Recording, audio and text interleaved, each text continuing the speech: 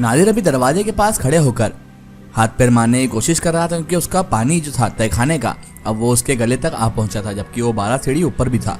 लेकिन अब नादिर डूबने की कगार पर ही था और तभी अचानक उसे दरवाजा पीटते हुए बाहर से बीनी की आवाज सुनाई दी। वही बीनी जिसे उसने पानी में डुबो के मार दिया था, अब वही दरवाजे के उस पार खड़ी होकर उसका नाम लेकर पुकार रही थी। वो ताज्जुब भरे इसमें अंदाज में सोचने लगा कि बीनी को तो मैं समुद्र के अंदर डुबा चुका था, क्या उसका इंतकाम लेने के लिए वो तहखाने के दरवाजे की जानिब चली आई थी। लेकिन मौजूदा सूरत हाल जो थी, जिसमें नादिर बहुत बुरी तरीके से फंसा हुआ था, उसमें वो किसी भूत से ही मदद मांगने को तैयार था।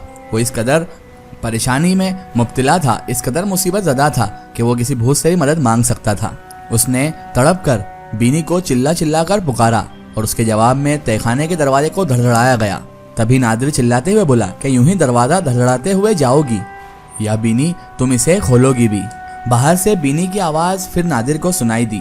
वो कह रही थी कि मुझसे ये दरवाजा नहीं खुलेगा नादिर, ये तो बुरी तरह से लॉक हो चुका है नादिर। तभी नादिर नॉर्मल हो गया और वो झंझलाते हुए लहजे में चिल्लाया और कहने लगा, बेवकूफ लड़की, तुम्हारी स्वेटर की जेब में इसकी चाबी मौजूद है, याद नहीं मैंने ही उसे तुम्हारी जेब में डाला था। जल्दी से उसे बाहर निकालो और उससे लॉक खोलो बीनी, वरना बीनी में पानी के अंदर डूबकर यहीं बेमौत मारा चला जाऊंगा। तहखाने में समुद्र का पानी बढ़ता जा रहा है। बीनी की परेशान आवाज तभी नादिर को सुनाई दी और कहने लगी कि नादिर, मैं तो स्वेटर को समुद्र की तूफानी लहरों की मानिंद कर चुकी हूँ, यानी कि लहरों में ही मेरा स्वेटर जो बहकर चला गया था। तभी नादिर को अपने सर पर तहखाने की छत गिरती हुई मालूम हुई और वो कहती जा रही थी कि स्वेटर के साथ दरिया में तैरना मेरे लिए मुश्किल का बाइस बन रहा था, इसीलिए मैंने अपने स्वेटर को दरिया में ही उतार कर फेंक दिया था और फिर मैं तैरती हुई वहां से बाहर निकल आई। तभी नादिर रो देने वाले लहजे में बात दरमियान में ही काट कर कहने लगा, लेकिन तुम्हें तो तैरना नहीं आता था ना बीनी, फिर तुम्हें तैरना कैसे आ गया और तुम वहां से तैर कर बाहर कैसे आ गई बीनी। तभी बीनी कहने लगी, मैं तैरना बखूबी जानती थी और जानती भी हूँ, मैं तो तुम्हारे साथ मजाक कर रही थी नादिर। तभी अचानक से दरिया का पानी जो तहखाने में भरा हुआ था वो नादिर की ठोड़ी को यानी दाढ़ी के नीचे वाले हिस्से को छूने लगा और उसका बकाया जिस्म जो था वो पानी के अंदर पोशीदा हो चुका था। तभी नादिर फिर एक बार बात दरमियान में काट कर बेबस लहजे में चिल्लाया, बीनी, फिजूल बातों में वक्त जाया करने की बजाय दरवाजे को खोलने की कोशिश करो बीनी, वरना मैं नादिर पानी में डूबकर मर जाऊंगा, तुम्हारा नादिर बीनी। तभी बीनी की आवाज बाहर से आई कि मैं कोशिश करती हूँ नादिर, तुम परेशान ना हो। उसके बाद अचानक से खामोशी छा गई और अब नादिर बेसब्री के साथ इंतजार करने लगा। पानी उसकी थोड़ी से भी ऊपर चला जा रहा था, अब वो धीरे धीरे उसके मुंह तक आ रहा था और फिर अचानक से नादिर के होंठ पानी में गायब हो गए। उसने होंठ मजबूती के साथ अपने दबा लिए और नाक के जरिए से सांस लेने लगा और वो ज़ेरे लब अब बीनी को गालियां भी दे रहा था। वो न जाने कहां पर गायब हो गई थी। कुछ ही देर में अब पानी नादिर की नाक में घुसने लगा था। तभी उसने हड़बड़ाकर अपने सर के ऊपर मौजूद लोहे के दरवाजे का जायजा लिया। वहां दरवाजे को ऊपर की जानिब धकेलने के लिए लोहे का दस्ता मौजूद था। नादिर ने दस्ते को दोनों हाथों से मजबूती से थामा और अपने जिस्म को ऊपर उठाना शुरू कर दिया। उसका चेहरा और दोनों कंधे पानी से बाहर निकलते चले आए, लेकिन ये सब तो वक्ती इलाज था। पानी तो धीरे धीरे बढ़ता ही जा रहा था और उसके बाद दस्ता भी उसके काम नहीं आना था और नादिर ये भी जानता था कि कुछ ही देर में पानी दोबारा उसके सर से ऊपर हो जाएगा और तब उसके बचने के लिए कोई मजीद जगह भी नहीं रह पाएगी और फिर वो बुरी तरह से डूबता चला हुआ जाएगा। उसने दोबारा चीखते हुए बीनी को पुकारना शुरू किया। इस दफा बाहर से बीनी की घबराई हुई आवाज सुनाई दी। वो कह रही थी कि यहाँ पर नादिर कोई भी ऐसी चीज मौजूद नहीं कि जिसके जरिए दरवाजे को तोड़ा जा सके। मकान में पानी दाखिल होता जा रहा है और तमाम सामान अब पानी में डूब चुका है। अब नादिर को अपना दिमाग सुन्न होता हुआ महसूस हो रहा था। उसने दोबारा चिल्लाकर कहा, कोई चीज ढूंढो, मैं अब पानी में डूबता जा रहा हूँ बीनी, जल्दी से कोई चीज ढूंढो। इस वक्त सिर्फ मेरी नाक ही पानी से बाहर है, तमाम जिस्म मेरा पानी के अंदर ही मौजूद है, जल्दी से बीनी कुछ तरतीब सूझो। तभी बीनी की परेशान आवाज सुनाई दी कि मैं दोबारा कोशिश करती हूँ नादिर, और फिर उसके बाद वापस से खामोशी तारी हो गई। पानी एक बार फिर उसके होंठों की जानिब चला आया। उसने परेशान निगाहों से फिर से पानी की तरफ देखा और उसने फिर दस्ते को देखा तो वहाँ पर भी अब थामने के लिए कुछ बाकी नहीं था। अब उसका डूबना निश्चित हो चुका था। उसका पूरा जिस्म दरिया के सर्द पानी की वजह से अकड़ चुका था और दरवाजे के साथ लटके होने की वजह से उसकी तमाम जिस्म का वजन उसे अपनी कलाइयों के सहारे लेना पड़ रहा था और ऐसी सूरत में अब वो ज्यादा देर तक दरवाजे के साथ लटका हुआ नहीं रह सकता था। अब पानी दोबारा उसकी नाक में घुसने लगा था। उसने जोर देकर दोबारा अपने जिस्म को एक झटके से ऊपर उठाया और उसका सर लोहे के दरवाजे के साथ टकराने लगा, लेकिन थोड़ी देर में वो थक हार कर नीचे बैठता चला गया। ऐसा करने से पहले उसने अपने होठों को मजबूती के साथ भींचना पड़ा और नाक को भी बंद करना पड़ा। उसका दिमाग अब सर्द पानी की वजह से सुन्न होने लगा था और उसके सोचने समझने की सलाहियत अब खत्म होती जा रही थी। फितरी अमल के मद्देनजर वो अपने आप को पानी के सहारे ऊपर खींचता हुआ सांस लेकर वापस सांस भींचकर अंदर बैठता चला जा रहा था। कुछ पल यूं ही बीत गए और पानी अब तहखाने के दरवाजे तक पहुंच गया और नादिर मुकम्मल तौर पर अब पानी के अंदर डूब गया था।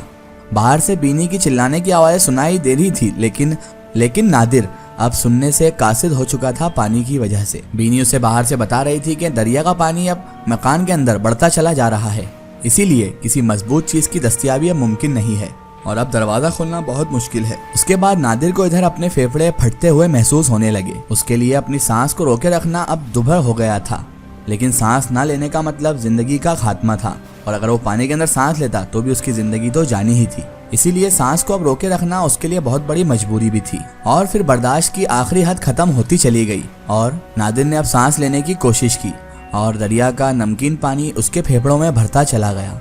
उसके साथ ही पानी में जलजले की कैफियत जन्म लेने लगी और फिर अचानक धमाके की आवाज से माहौल गूंज उठा। लोहे की कोई चीज नादिर के सर पर पूरी कुव्वत के साथ लगी और वो होशो हवास से बेगाना होकर पानी की गहराइयों की तरफ गिरता चला गया।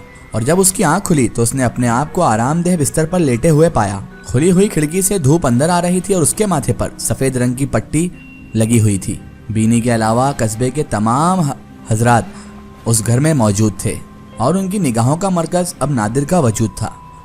नादिर ने तफहीमी निगाहों से बीनी की जानिब देखा। तब बीनी का बाप आगे बढ़ा और कहने लगा, जनाब आपको नई जिंदगी मुबारक हो। यकीनन आप ये जानना चाहते होंगे कि आपकी जिंदगी किसकी वजह से बची और कौन आपकी जान का मरहून मिन्नत है। तो मैं फख्र के साथ आपको बता देता हूँ कि ये सब मेरी इकलौती बेटी बीनी की हिम्मत से हुआ है।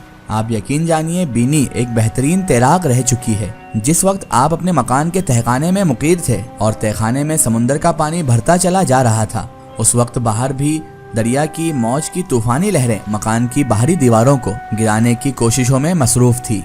बस जब तहखाना पानी से भर चुका तो उस वक्त दरिया की तूफानी लहरों ने तमाम मकान को जमीन बोस कर दिया। बीनी का कहना है कि आप तहखाने के लोहे के दरवाजे के नीचे मौजूद थे। तहखाने का दरवाजा आपके सर पर लगा और आप बेहोश हो गए, लेकिन बीनी बहरहाल होशो हवास को कायम रखे हुई थी और वो लकड़ी की दीवारों से अपने आप को बचाते हुए उसने आपके बेहोश वजूद को भी संभाला और फिर मछली की तरह तैरती हुई वो आपको दरिया के खुश्क किनारे पर ले आई।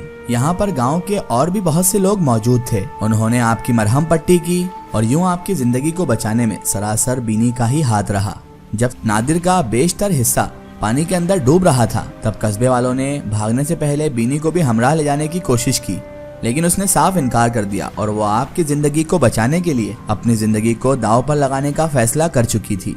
नादिर की आंखें शर्म की बदौलत झुकती हुई चली गईं। चेहरे पर अज़म और इस्तक़लाल की सुर्खी नुमाया होने लगी। तभी वो हकलाते हुए बोला, मैं और बीनी एक दूसरे से मोहब्बत करते हैं। अगर आप लोगों को एतराज ना हो तो हम फौरन से बेशतर शादी कर लेना चाहते हैं।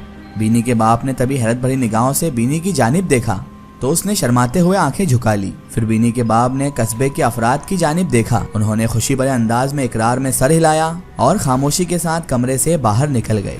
बीनी का बाप भी उनके साथ था। तभी नादिर ने बीनी की जानिब देखा और बोला, मैं तुम्हारा मुजरिम हूँ, लेकिन तुमने सब जानते हुए जो कुछ किया बीनी, उसका एहसान जिंदगी भर मुझ पर रहेगा। उसके बाद दोनों की शादी हो गई और शादी की पहली रात जब नादिर ने उस दरिया की गहराई से बीनी के वापस आने की कहानी पूछी, तब नादिर को बीनी ने एक ऐसी सच्चाई बताई जिसे सुनकर नादिर के होश उड़ गए। और वो सच्चाई ये थी कि बीनी ने नादिर को बताया कि मेरे वालिद यानी कि जो अभी मेरा रिश्ता की है और मेरी शादी की है वो मेरे असली वालिद नहीं है, बल्कि इनकी बेटी तो सालों पहले मर चुकी है, लेकिन मैं एक जिनजादी हूँ और इनकी बेटी के जरिए मुझे एक बार नई जिंदगी मिली थी, इसीलिए मैं इनकी बेटी बनकर यहाँ पर रह रही हूँ और तुमने एक जिनजादी से शादी की है। नादिर को सच्चाई मानने में बहुत वक्त लगा, लेकिन उसके बाद नादिर और वो जिनजादी जो कि हामला हो चुकी थी वो साथ साथ जिंदगी गुजारने लगी।